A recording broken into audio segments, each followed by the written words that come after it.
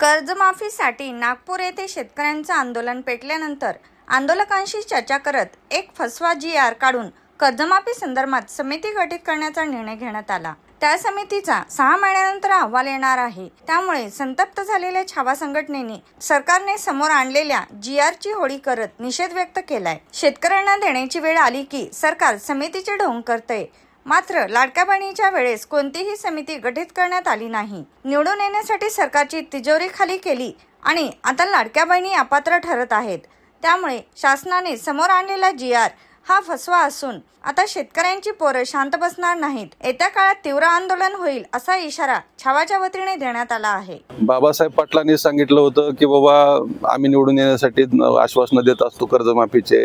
याच्या अगोदर यांचे तत्कालीन कृषी मंत्री माणिकराव गोकाटे यांनी चुकीच्या पद्धतीने शेतकऱ्याबाबत वक्तव्य केलं। काल परवा त्यांच्या महिला आयोगाच्या अध्यक्ष रुपाली चाकणकर आणि जी पीडित महिला आहे डॉक्टर संपदा मुंडे यांनाच आरोपी केलं तिथं जाऊन।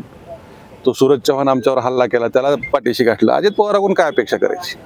मी त्या पहिल्या माझ्यावर हल्ला झाल्याच्या नंतर त्यावेळेस पत्रकार परिषदेमध्ये सांगितलं होतं की ही सगळे माळाचे मणी आहेत आणि गुरुमणी ही अजित पवार आहेत। आज ती माळ कंप्लीट झाली आणि गुरुमणी उडाला आज। म्हणजे माळ कंप्लीट झाली, अजित पवार बोलले म्हणजे विषय संपला। म्हणजे गुरुमणीच्या जवळ सगळे मणी अडकत आले आणि गुरुमणीचा आज विषय संपला। म्हणजे शेतकऱ्यांच्या बाबतीत किती संवेदनशील आहात। मी पहिल्या दिवसापासून म्हणतोय राष्ट्रवादीला हे परवडणार नाही। शेतकऱ्यांच्या बाबतीत तुम्ही चुकीचे धोरणं घेताय, चुकीच्या पद्धतीने वक्तव्य करताय। शेतकऱ्यांच्या पोरावरती राष्ट्रवादीने हल्ला केला।